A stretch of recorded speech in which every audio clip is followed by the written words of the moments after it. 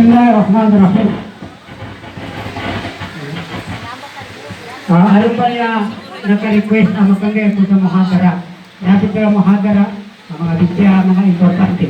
Sa gunaman niya ito kayo pag niya ito punggulan siya na nikah. Yapit kayo nikah, kapapatampong na. Napit kayo kapapatampong, kapapagumang ka ng papagalian ko. Bali, niya ba nikah ba niya?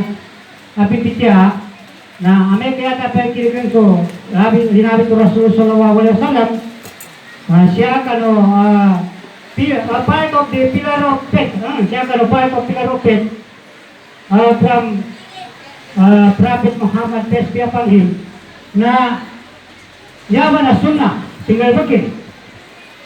Linabi ko Rasul sallallahu alaihi wasallam, ang nikahu sunnah, paman lam ya'mal bisunatin, paray sa hindi.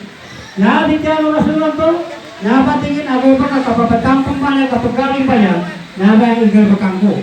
Hindi ko Rasul, hindi ka bakang niya ba? Hindi ko na kupigil tagapra. Ang ibig sabihin lang, ay itong ginagawa nating pagkakasal, ay yan ang kaugalian ng ating Propeta Muhammad, peace be upon him. Kung sino man ang hindi gumawa nito, hindi niya kasama. Ibig sabihin, iba yung ginagawa niya. So, kung sino magawa ito, kasama ng Propeta Muhammad, ito po ay kautusan ng Panginoon Allah subhanahu wa ta'ala. Nilabit Allah ta'ala siya sa Quran. Bismillahirrahmanirrahim. Pankihu ma'talabong nisa, wa matta wa tulasa wa ruba. Sabi talon ng Allah ta'ala, pamangalawan ng tigil, mapanta ka kapilitya, pamangalawan ng tigil sa mga babae. Sa gumalat sa 2 kataw. Dahil kaway sa kataw, 2 kataw.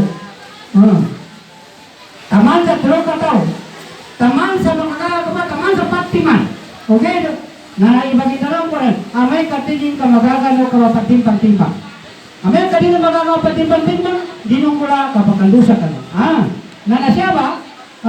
Yun ang sabi ng Panginoon Allah subhanahu wa ta'ala. Sinabi ng Panginoon Allah ta'ala, mag-asawa kayo na magmula sa 2 hanggang 3, hanggang 4, kung kaya nyo pantay-pantay ang nilang may bibigay na pamamuhay para sa kanya. Pagkain niya sa bumama, pagkain niya sa may bibigay ninyo ng pantay-pantay.